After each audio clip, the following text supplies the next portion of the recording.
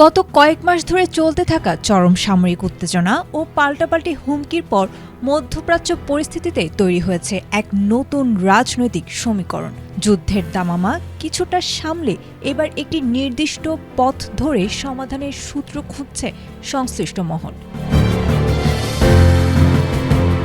আন্তর্জাতিক সংবাদ মাধ্যম ফার্স্ট পোস্টের সাম্প্রতিক তথ্য অনুযায়ী মার্কিন প্রেসিডেন্ট ডোনাল্ড ট্রাম্প ইরানের সঙ্গে নতুন কোনো পারমাণবিক চুক্তি ছাড়াই এই যুদ্ধের ইতি টানতে আগ্রহী। বর্তমানে ওয়াশিংটনের কৌশলগত প্রধান লক্ষ্য হয়ে উঠেছে কৌশলগত দিক থেকে অত্যন্ত সংবেদনশীল হরমুজ প্রণালী।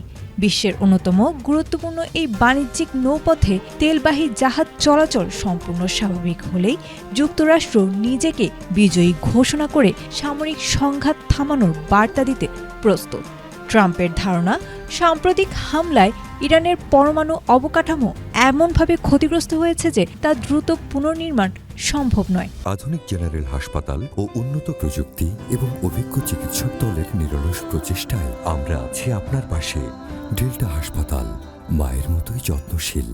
তবে ওয়াশিংটনের কৌশল বাস্তবে রূপ নেওয়া একেবারেই সহজ নয়। তেহরান তাদের অবস্থান আরও শক্ত করেছে। দেশটির এক্সপেরিয়েন্সি কাউন্সিলের শীর্ষ নেতৃত্ব ও সামরিক আধিকারিকরা স্পষ্ট জানিয়ে দিয়েছেন, জাতীয় সার্বভৌমত্ব ও আঞ্চলিক আধিপত্যে তারা কোনো আপোষ করবেন না।